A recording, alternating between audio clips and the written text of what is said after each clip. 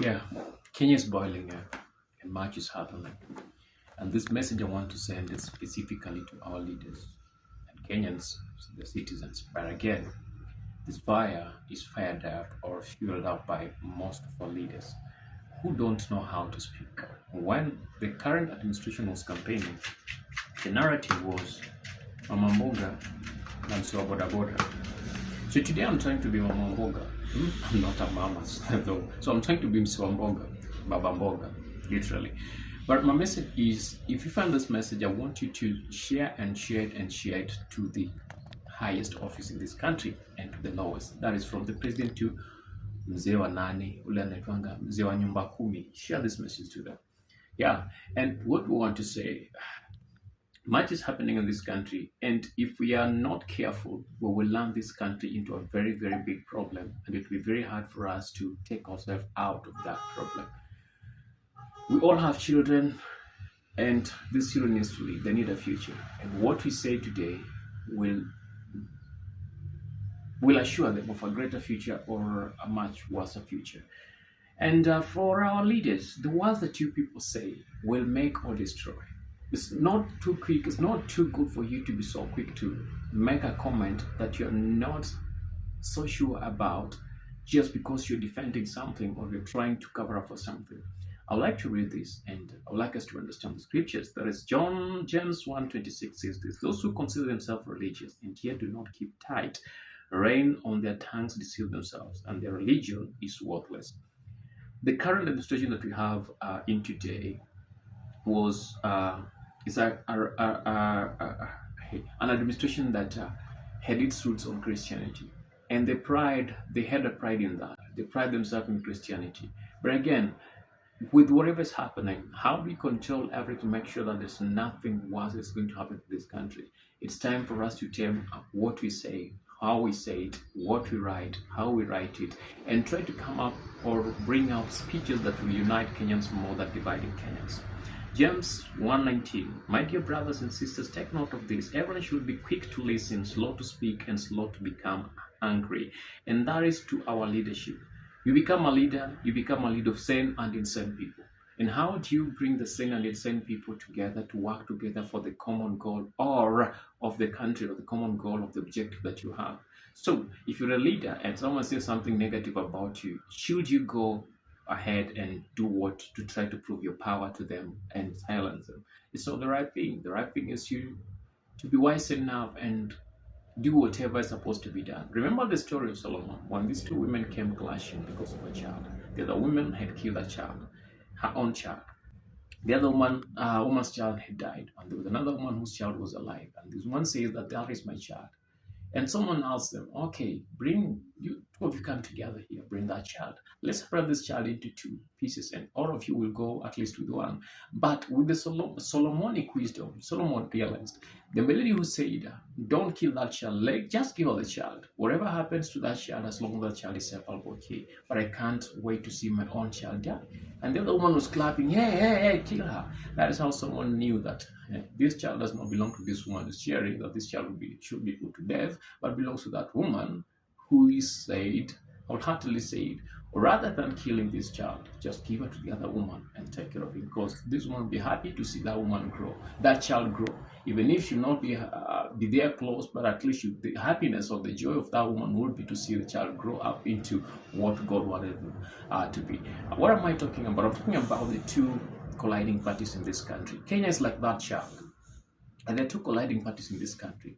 The party that we call the ruling party, and the other party that we call the opposition party. These two parties are into trying to bring or get Kenya for themselves. The ruling party is doing whatever they can do to get Kenya for themselves and to themselves, to prove a point to the opposition party. On the other end, Raila was in the opposition party, but he joined the government. Now we have the official opposition party that is led by Gachagua, Kalonzo, Justin Muturi, and Martha Karua, and the rest.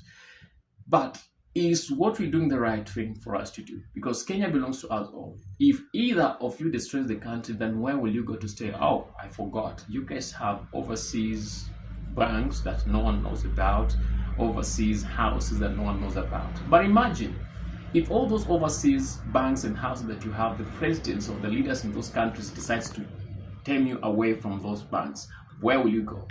You destroy your own home thinking that your neighbor will welcome you. After you've destroyed your own home thinking that the neighbor will welcome you, then the neighbor closes his doors. Where will you go next?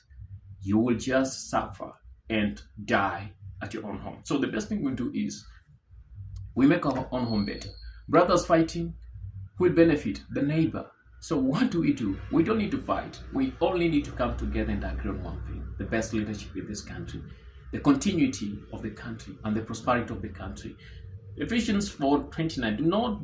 Do not let any unwholesome talk come out of your mouth, but only what is helpful for building others up according to their needs, that it may benefit those who listen. This is to our leaders again. Don't just throw words here and there because you think you're fighting the other one. Like, stop being a politician, because a politician all thinks about himself and his own party, but he doesn't think about other people. The politician doesn't think about the voters. He only thinks about themselves. I want you guys, or I request you guys to be leaders, that you're thinking about the people who voted you more than you think about yourself. To answer before listening, that is folly and shame.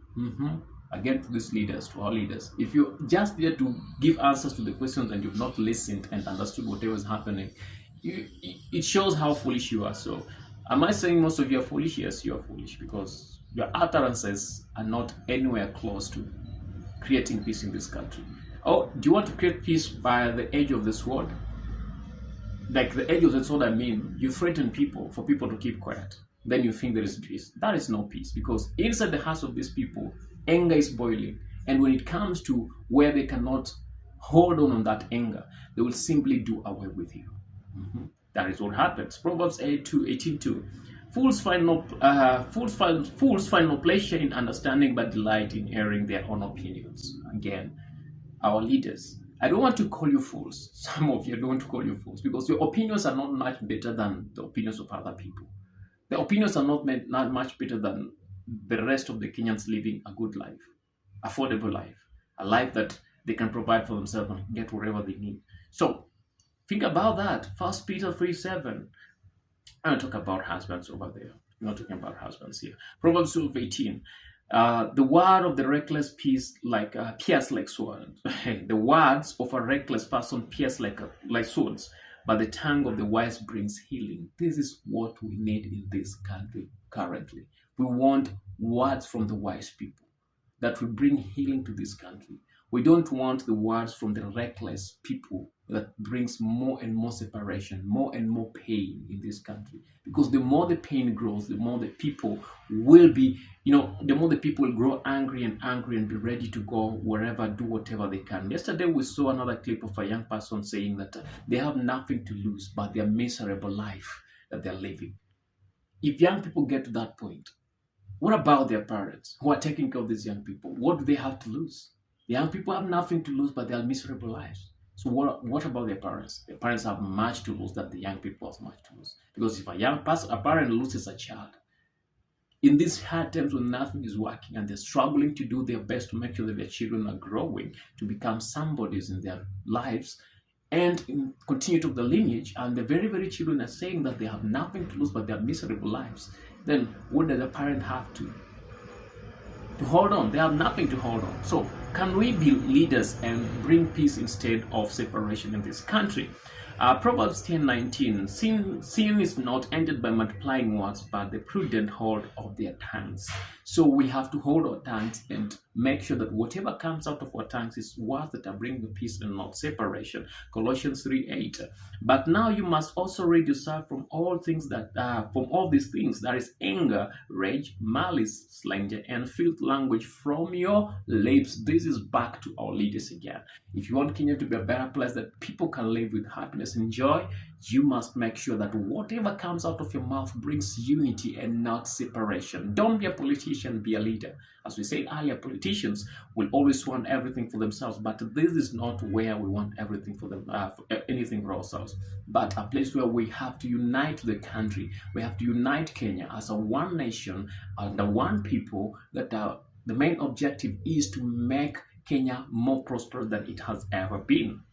Proverbs 18:21 says this again: the tongue has power of life and death, and those who love it will eat its fruit.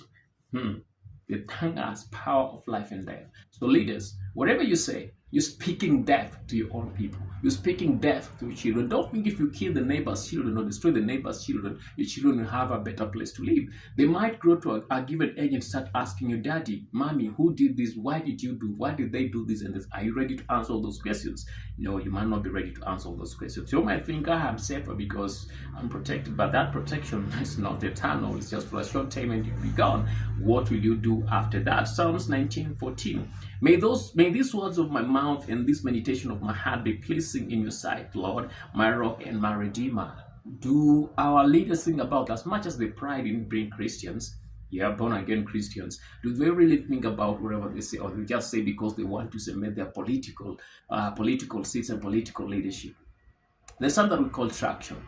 Getting the right people on the right seats to do the right jobs. But the vice versa is true. The right people on the wrong seats, or the wrong people on the right seats, messing up everything in this country just because you're rewarding your political loyalists. And then Proverbs 25:11 says, like apples of God is settings in settings of silver is a ruling rightly given. Are we talking about the same in this country? No. Ephesians 4:15 says this. Instead, speaking the truth in love will grow to become in every aspect the mature body of Him who is the head, and that is Christ Jesus. Proverbs 15:28 says this. The heart of the righteous weighs its answers. The heart of the righteous weighs its answers, but the mouth of the wicked gushes evil. In this country, we are seeing more evil gushed out more than the righteous gushed out. At all. We are seeing more evil gushed out more than the right things told. And that is from our leaders. Remember, if leaders are destroying everything, then those who follow them will just follow them blindly, because there are some followers who don't really critically look into the speeches given by the leaders. They just follow because they have to follow, because they follow the words of their leaders. Anxiety weighs down the heart, but kind words cheers them up.